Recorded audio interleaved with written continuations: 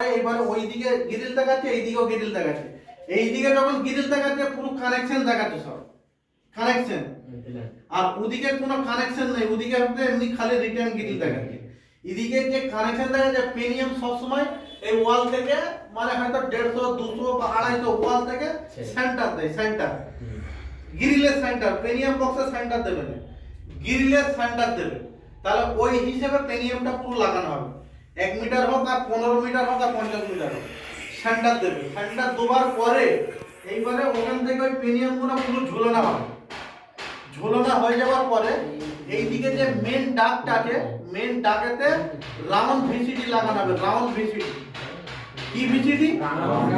Round VCD main ডাকটিনে লাগানো হবে, এরকম সুতাসুতি।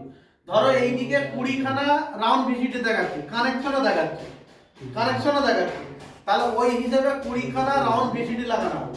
আর এই যে পেনিয়াম বক্সটা আমরা লাগালাম, লাগাবার পরে ওই পেনিয়াম বক্সে গালা কেটে রিং লাগানো হবে, রিং রিং লাগানো হবে, রিং রিং গুলো লাগানো হলো, ফেলার তৈরি করে স্ক্রু মেরে সিলিকন মেরে ফিনিশ করতে হলো।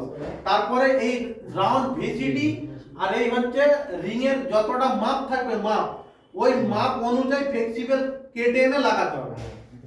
ঠিক আছে, ফ্লেক্সিবল ধরো এর মুখে মুখে ধরো 800 হয়েছে, মানে মুখে মুখে, তাহলে ওর থেকে আরো 300 বড়, কত 300 বড়, তাহলে 8 আর 3 1100। ফ্লেক্সিবলের একটা কার্টুন আসবে, কার্টুন, কার্টুনে ভরা থাকবে পুরো। ঠিক আছে, ওইটা খুললেই পুরো সাপের মতো লম্বা হয়ে যাবে। তাহলে ওই মেপে নিয়ে ধরো তোমার 800 আসতে যে আরো 300 বড় নিল, 300 বড় নিয়ে এইদিকে রিঙে গইলে দিলাম আর এইদিকে ভিসিডির মুখে গইলে দিলাম, দিয়ে ওর ওপরে জুগলি বেল্ট দিয়ে টাইট করতে হবে। জুগলি বেল্ট এখানে ছোট মতো একটা রাখা আছে, ছোট মতো না, ওর একটা পুরো রোল আসবে, জুগলি বেল্টের রোল আসবে, ওই যে ছোট ছোট লকগুলো আসবে, ওই লকগুলো ওর মাপেতে ডায়াতে কত লাগতেছে মেজারমেন্ট টেবিলে মেপে নিলাম। মেপে নেওয়ার পরে নিচেই কেটে এরকম বেঁকিয়ে ওর ভেতরে গইলে দিলে একদিকে লক হয়ে যাবে, আর একটা মুখ ওর ওপর থেকে দিয়ে টেনে এনে ওর ভেতরে ঢুকে স্ক্রুতে টাইট দিলে স্ক্রু খুলে যাবে। ঠিক আছে।